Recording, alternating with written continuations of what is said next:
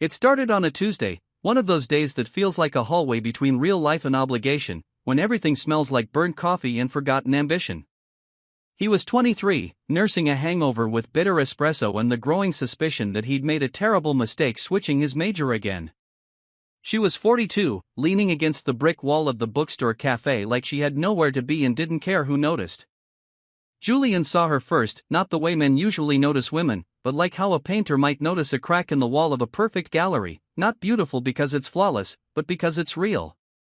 She had one broken heel, a thin run in her stockings, and lipstick slightly smudged at the corner of her mouth like she'd once tried harder but gave up halfway through. She looked tired in a way that didn't beg for rescue. Her eyes flicked across pages with a kind of urgency that felt private. Julian didn't know what made him sit down across from her without asking. Maybe it was boredom. Maybe it was loneliness disguised as curiosity. Or maybe it was the way she didn't even glance up when he did. He spoke first, something stupid about the book she was reading, some quote he half remembered from a class he skipped more than he attended. Her response was cool, measured, and deeply unbothered, that quotes from the back cover, not the book. But the corner of her mouth tugged upward. Not a smile.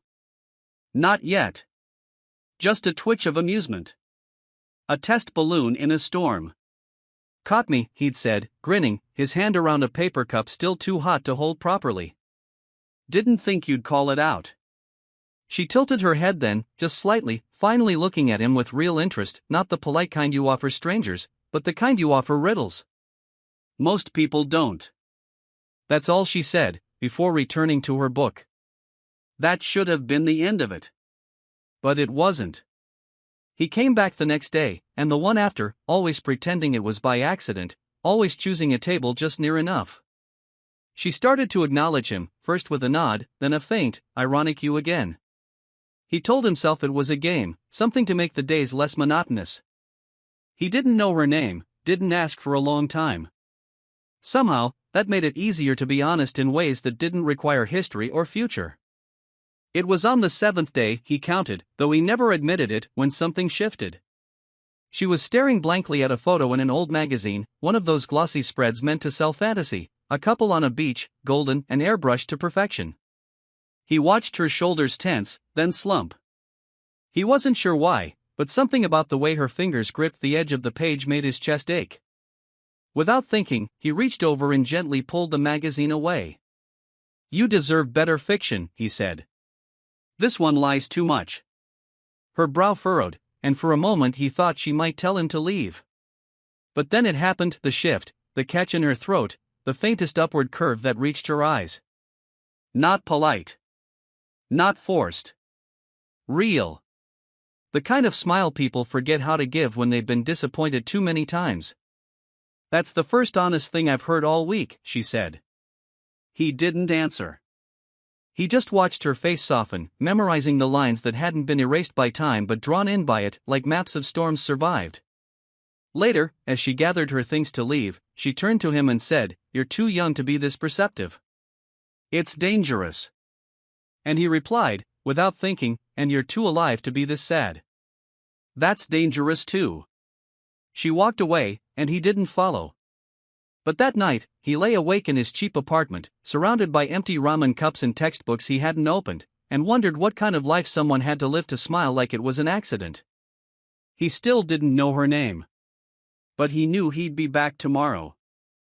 He learned her name when she handed him a folded receipt with a pen mark scrawled across it. Marla, it read, sharp cursive like someone who used to write a lot and now only did it when necessary. Julian ran his thumb across the ink as she sipped her tea across from him, watching his reaction without looking obvious about it.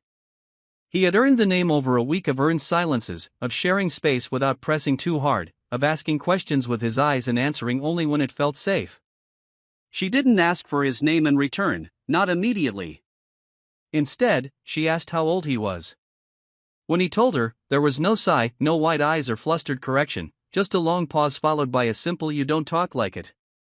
He told her he was in school for the 3rd time, that he kept trying to find something that felt worth the debt and lectures, that he was tired of everyone pretending like knowing what you want at 22 was a normal thing. She listened. She told him she used to teach at a university in another state, that she moved to this town for peace but mostly found noise in a quieter form. He didn't ask why she left teaching. She didn't ask why he always came alone. Neither of them brought up the age gap, not at first, because it wasn't what mattered. What mattered was that when they spoke, time dropped out of the conversation. Their words weren't flirtations, they were observations passed between two people who were used to being misunderstood. Julian kept their meetings to himself. His roommate, Garrett, made enough comments about the way he never partied anymore and always ducked out around 5 in the evening. Julian deflected with jokes, but he knew it wouldn't be long before someone started asking real questions. The town wasn't large, and the campus even smaller. People noticed patterns. Especially when those patterns didn't fit expectations. He could feel it starting, the glances in the café, the way a girl from his comparative literature class had raised her eyebrows when she saw him laughing with Marla outside the bookstore. She hadn't said anything, but the look was enough to build a whole rumor. Marla noticed it too. One afternoon, she slid a newspaper across the table to him and asked, "Why do people still pretend to care about decency when all they want is gossip?" He didn't have an answer, so he just asked if she wanted to meet somewhere else for a while. She hesitated. If we start hiding, it becomes a secret. And secrets rot. Julian thought about that for hours after she left. It wasn't shame that made him careful. It was preservation. He didn't want their space poisoned by the kind of attention that couldn't separate curiosity from cruelty. He started receiving anonymous messages on social media. Nothing explicit, just vague references to older women and interesting taste. One account messaged, "Your mom waiting outside again?" It would have been easier to laugh if it hadn't hit exactly where it hurt. Julian deleted the message and blocked the account, but he couldn't stop his hands from tightening when he passed familiar faces in the quad. Garrett asked one night if he was seeing anyone, and Julian said no with such confidence it even surprised him. But Garrett just gave him a sideways look and went back to his game, muttering, "Then why do you smell like perfume that costs more than my rent?" The first real threat came in the form of a voicemail. Marla had left her phone on the table to go to the restroom, and it lit up with a call from a name she didn't answer. It went to voicemail, and Julian wasn't trying to snoop, but the speaker had been left on. A woman's voice, tired and sharp, said, "If you keep doing this, I'll have no choice but to tell them. All of them. It's not just about you anymore." Marla returned, saw the look on his face, and didn't ask what he'd heard. She just picked up the phone, listened to the message in full silence, then turned the device off and placed it upside down. Julian didn't press her. He waited until she said, "My sister. She thinks she's protecting me. Or my daughter. Or maybe herself. Hard to tell." That was the first time he heard the word daughter. He nodded, not because he understood, but because it felt like the only thing to do. Marla looked exhausted that day in a way that had nothing to do with sleep. He reached across the table and took her hand. She didn't smile. She just squeezed back and whispered, "I didn't plan any of this." Julian didn't either. But something in him knew that if they walked away now, they'd spend years wondering what could have happened if they hadn't. Later that week, he found an envelope slipped under his door. Inside was a single piece of paper with typed words, "She's not who you think. Ask her why she left everything behind." No name. No signature. Julian crumpled the page, but his heart wouldn't let him throw it away. The silence between them the next time they met wasn't awkward, it was loaded. He didn't ask. She didn't offer. But they both knew something had shifted, and the balance they'd built was starting to tip. It wasn't a question of love or attraction or rebellion. It was about being seen, and now the world was beginning to look in. They started meeting only at night, not out of fear, but because the city changed after dark and neither of them felt like pretending in places full of noise and sunlight anymore. They walked through empty grocery store aisles and sat in the back rows of late-night theaters where the movies didn't matter, or they parked near construction sites and watched machines sleep under tarps, the silence between them louder than most people's conversations. Marla smoked sometimes, leaning against the hood of her car while Julian talked about the pressure of being surrounded by people his age who were all pretending not to be afraid of turning into someone else. She never interrupted, never offered advice unless he asked, and when she spoke, it was never to teach or correct him. She told stories, plain and detailed, about jobs she quit, lovers who didn't stay, a daughter who moved out and stopped calling, and a father who died mid-argument. She never tried to impress him, and that made everything she said stay with him longer. One night, as they sat on a bench near the reservoir, she said she didn't know what it felt like to be in her 20s anymore. Julian told her he didn't know what it felt like to be taken seriously. The space between them was tight but respectful, close but not rushed. He wanted to kiss her and didn't. She wanted to ask him if he believed this could go anywhere and didn't. The air around them was full of what neither of them said, but that night, for the first time, they walked back to her house together. It was late, and the streets were empty. She didn't offer an excuse, and he didn't ask for one. Her house was quiet, clean but lived in, with furniture that matched because she bought it that way and not because it was trendy.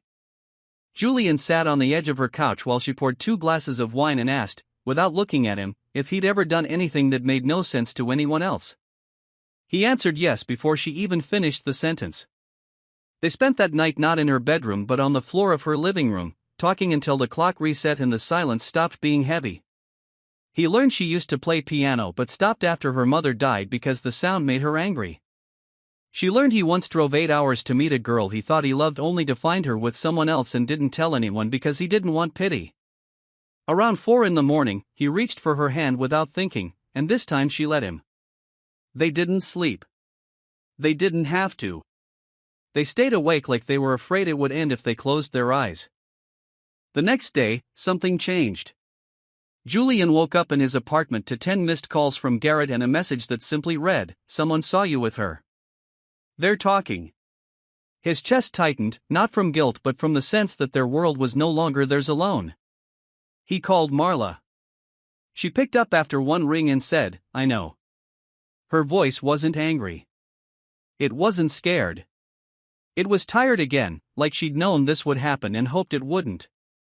She told him someone from the neighborhood, a man who once asked her out and got rejected, had seen them walking together. He told a neighbor. The neighbor told her sister. Her sister called her daughter. Her daughter sent a message that simply read, "So this is what you left everything for?" Julian asked her if she wanted to stop.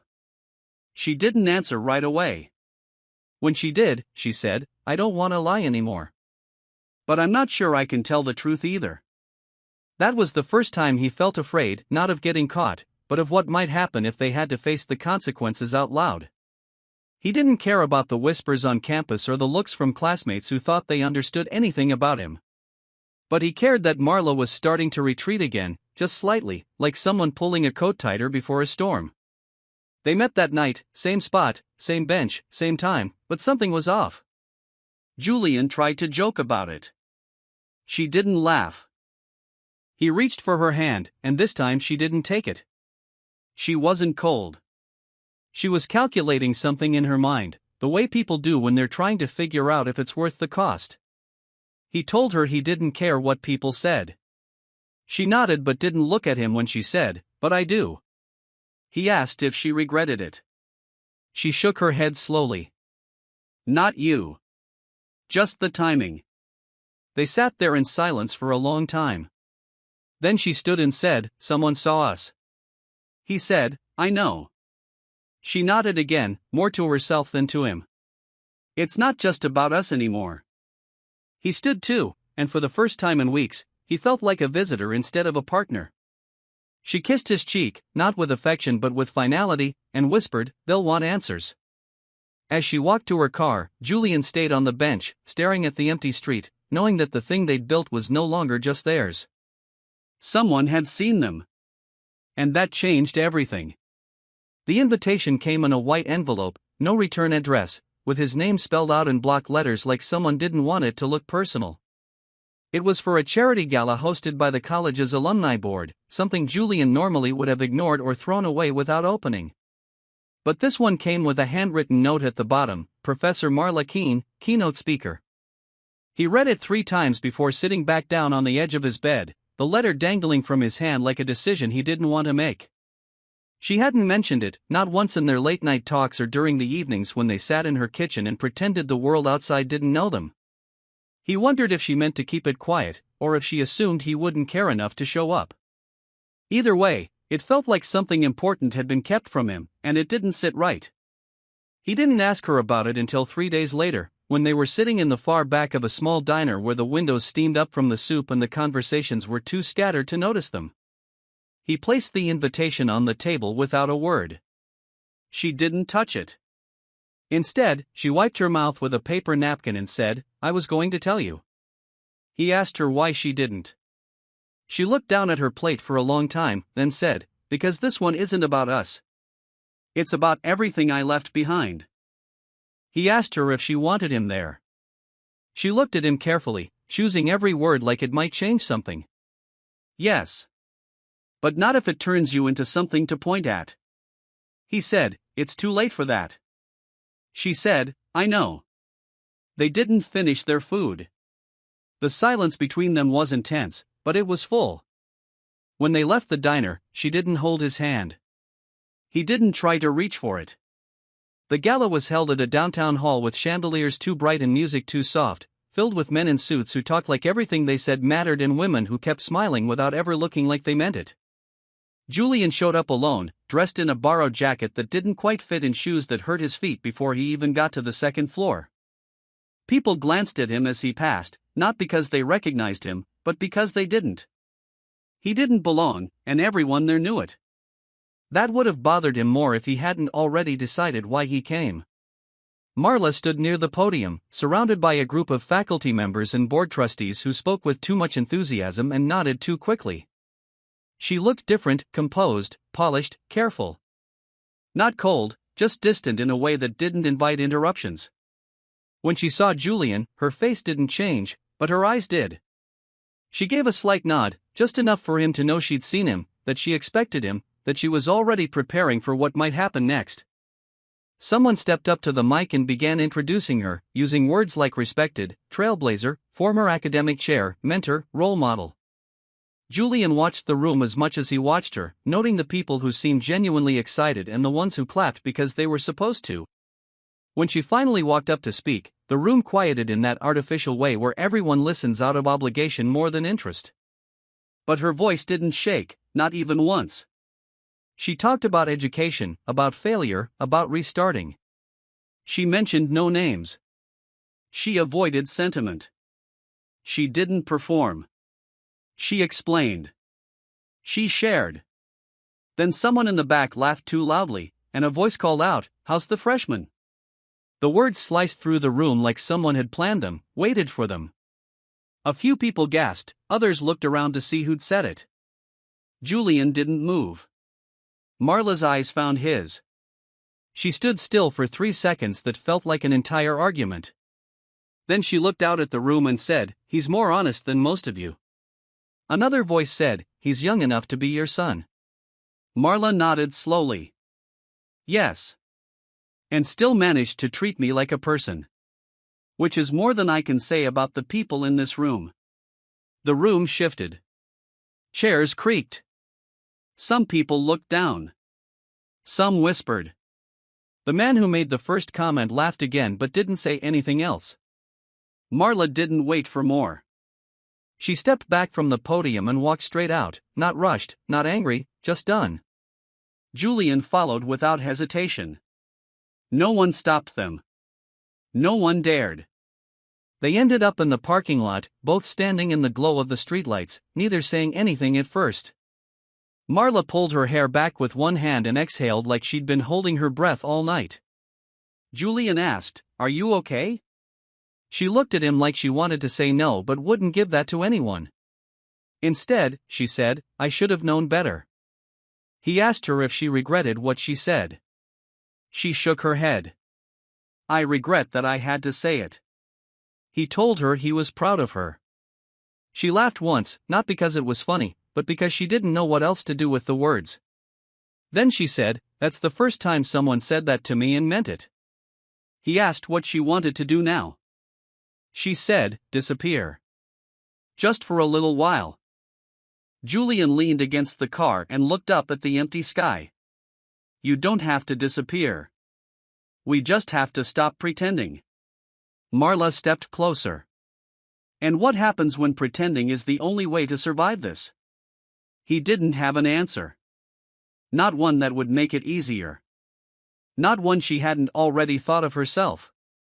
They stood there in the parking lot while the event continued behind closed doors, while people inside passed judgment and filled glasses and reshaped the story to fit what they needed it to be. Outside, Julian and Marla faced each other without pretending anymore, with nothing to protect them but the fact that, for once, they had nothing left to hide.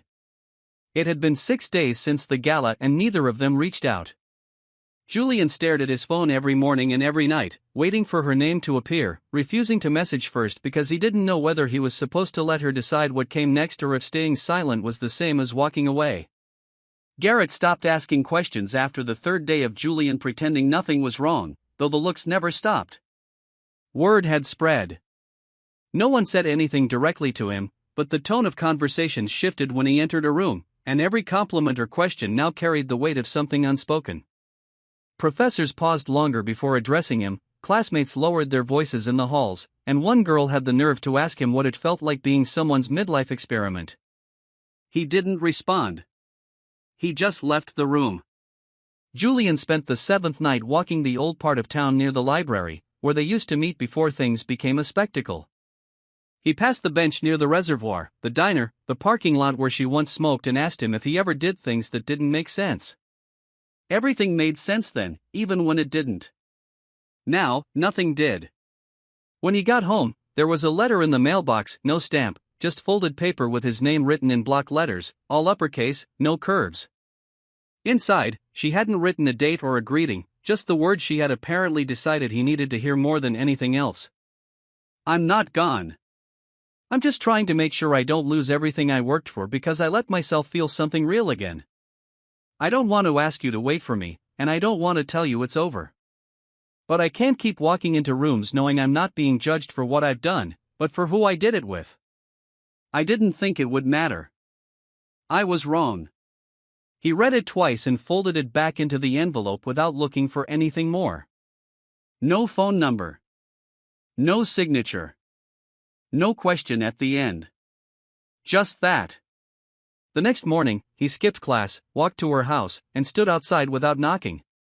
She came out 30 minutes later, locking the door slowly like she'd known he would show up. He didn't say anything. She didn't either. They walked until they reached a small park with uneven benches and an abandoned basketball court. She sat down first. He followed. She told him she hadn't slept much, that her daughter stopped responding to her again, that her sister called to say she was embarrassing the family, and that the university hadn't said anything directly, but she'd been removed from 2 committees in the same week. He asked her if she blamed him. She shook her head. You didn't make me do anything. He told her he couldn't go back to pretending everything was fine when it wasn't. She nodded. I know. He asked what she wanted. She said, peace. But I'm starting to think I can't have that in this. Julian stared at the ground for a long time, then asked, was it ever real, or was I just something that happened to you? She looked at him with a kind of sadness that had nothing to do with regret. You made me feel alive again. That's not small. That's not forgettable. He wanted to ask her to try again, to fight for it, but the words stuck in his throat because he knew she already was, just not in the way he needed her to be. She wasn't running. She was staying still while the rest of the world pushed in, and staying still sometimes cost more than leaving ever could. He stood up and paced once, then turned to face her. We could leave. Start somewhere else. You wouldn't be judged. I wouldn't be mocked. We could just. She cut him off gently. Julian. That's a young man's answer. I've already done the leaving. It doesn't solve anything. He sat back down slowly. Then what now? She sighed. Now we stop needing it to make sense to anyone but us. He asked if that meant staying together. She didn't answer right away. It means not lying to ourselves just because the truth is inconvenient. He looked at her hands, the way they rested in her lap like she was trying not to hold on to anything too tightly. I don't want to be a memory, he said. She shook her head. You won't be. He asked, then what will I be? She gave the smallest smile, not one of joy, but of recognition. You'll be the moment I stopped giving up. They walked back slowly, no final decision, no promise, no break. Just the silence of two people who had already said everything and didn't know what to do with it now that it was out. When they reached her street, she didn't invite him in. He didn't ask. She touched his arm lightly before going inside and said, "You can still call me. But I won't always pick up." He said, "I know." She closed the door. 3 weeks passed. He still carried her letter in his backpack. She still kept his hoodie folded on a chair near her bed. They didn't see each other. They didn't stop thinking. Some things don't need closure. They just need time to exist without pressure, without explanation, without the noise of everyone else's judgment. Some endings don't decide what happens next. They just leave a space where the next word hasn't been chosen yet. And maybe that's the only honest answer they ever had.